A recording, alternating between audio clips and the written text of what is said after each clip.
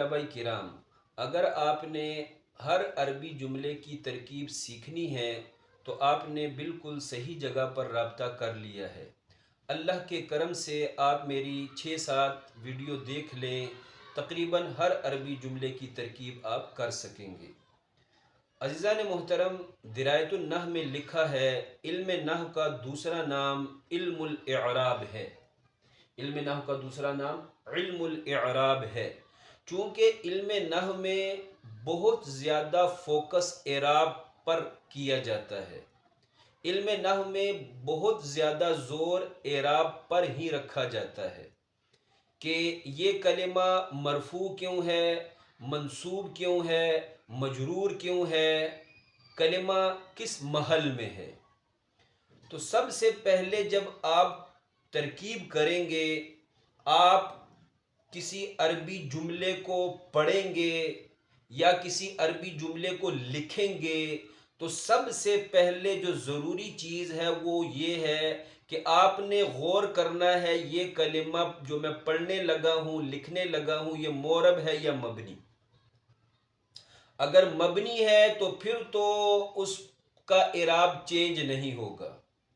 مبنی کو سمجھنے کے لیے مبنی الاصل 3 چیزیں ذہن میں ہوں اور مشابہ مبنی الاصل یعنی اس میں غیر متمکن کی 9 قسمیں ذہن میں ہو۔ اگلی ویڈیو میں انشاءاللہ سمجھا دوں گا یہ مبنی کے حوالے سے۔ اس ویڈیو میں ہم معرب کے حوالے سے سمجھیں گے۔ تو جب آپ کے سامنے کوئی جملہ آئے گا، معرب کلمہ آئے گا، تو اب ذہن میں یہ سوال پیدا ہوگا کہ اس پر میں نے اعراب کیا پڑھنا ہے، اس پر اعراب کیا لگانا ہے۔ تو اقسام اعراب کے اعتبار سے اس میں متمکن کی 12 قسمیں ہیں۔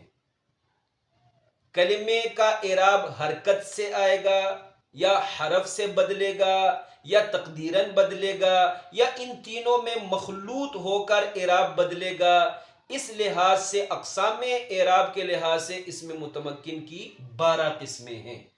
اس میں متمکن کی 12 قسموں کی مختصر تعریف، اعراب اور مثالیں آپ کے سامنے پیش کروں گا۔ عزیزان محترم، اس میں متمکن کی پہلی قسم ہے غیر منصرف۔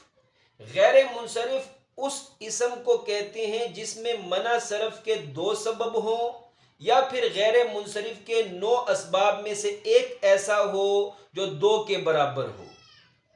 یاد رکھیں، اس میں غیر منصرف کے آخر میں کسرہ اور تنوین نہیں آتی۔ غیر منصرف کا اعراب سنیں۔ غیر منصرف کی حالت رفع ضمہ سے، حالت نصبی فتح سے اور حالت جری بھی فتح سے آتی ہے۔ جیسے آپ کے سامنے ہے ضرب احمد، ضربت احمد، اور حالت جری ہے رأیت الی احمد۔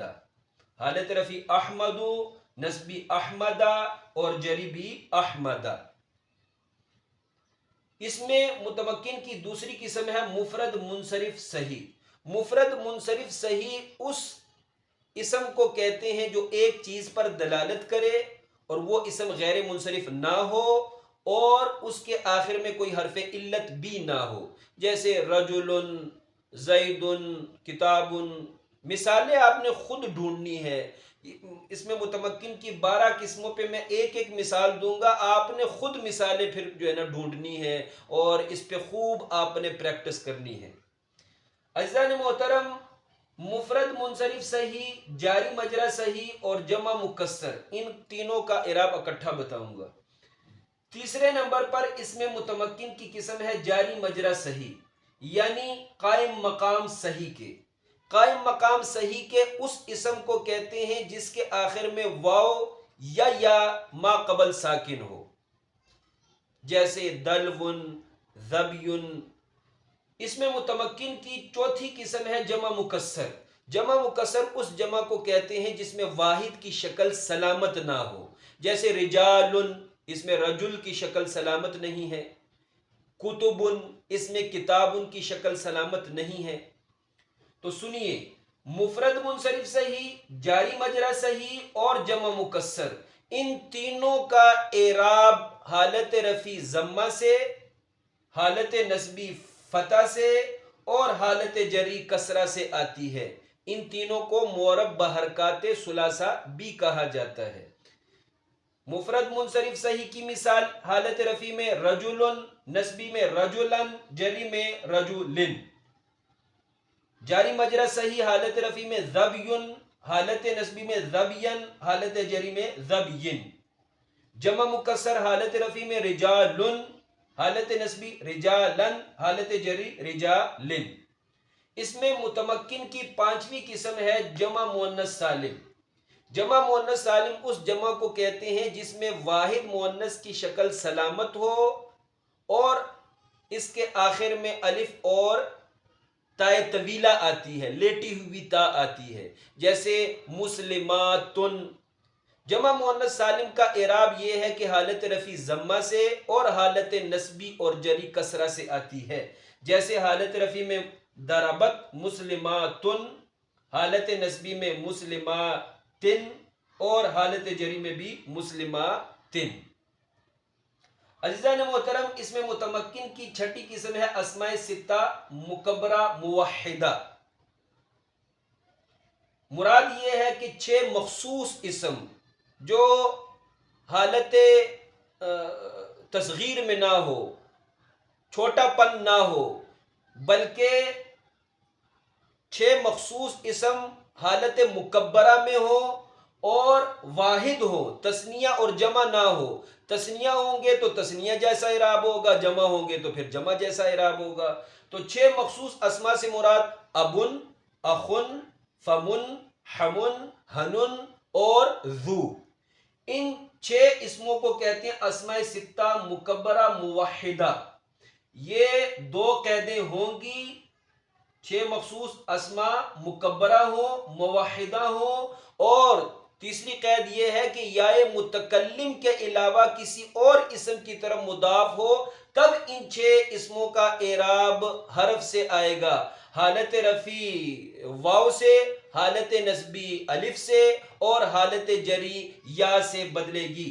جیسے حالت رفیع ابو کا، نسبی ابا کا اور حالت جری ابی کا.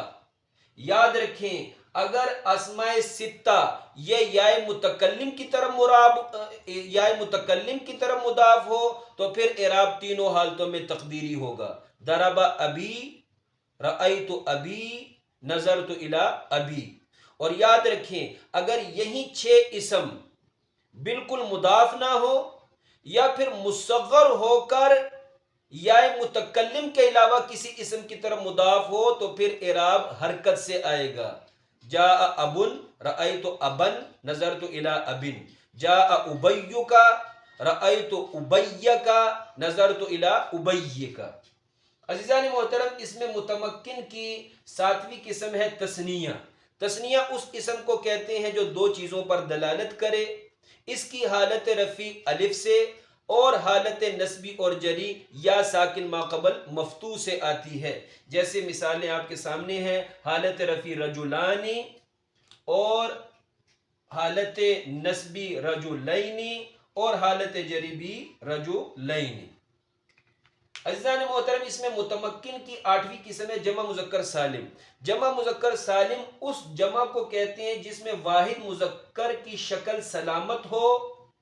جمع مذکر سالم کا اعراب حالت رفیع واو ساکن ما قبل مضموم سے اور حالت نسبی اور جری یا ساکن ما قبل مکسور سے آتی ہے. جیسے یہ دیکھ لیں، حالت رفیع مسلمون، حالت نسبی مسلمین اور حالت جری مسلمین. اس میں متمکن کی 9ویں قسم ہے جمع مذکر سالم مضاف الی یا متکلم. جمع مذکر سالم مضاف ہو یا متکلم کی طرف تو اعراب ہوگا حالت رفیع واو تقدیری سے اور حالت نسبی اور جری یا لفظی سے یعنی یا ظاہری سے آئے گی. جیسے آپ دیکھ لیں ضربا مسلمون، مسلمون میں जमा का नून गिर जाएगा तो बन जाएगा मुस्लिमूया, फिर मुस्लिमूया में कायदा चल जाएगा तो मुस्लिमुया हो जाएगा, और फिर मजीद कायदा चलेगा तो बन जाएगा मुस्लिमिया। तो यहाँ पर हालत रफ़ी में वाव पोशीदा है, जा मुस्लिमिया या फिर दरबा मुस्लिमिया, और हालत नस्बी रअयतु मुस्लिमिया, और हालत जरी नज़रतु इला मुस्लिमिया।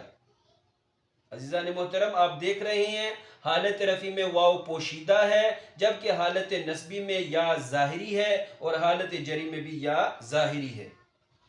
अज़ीज़ान मोहतरम, इसमें मुतमक्किन की 10वीं किस्म है इलावा जमा मुज़क्कर सालिम के कोई भी इसम मुदाफ इला या मुतकल्लिम हो तो एराब तीनों हालतों में तकदीरी होगा, जैसे दरबा गुलामी, रअयतु गुलामी और नज़रतु इला गुलामी।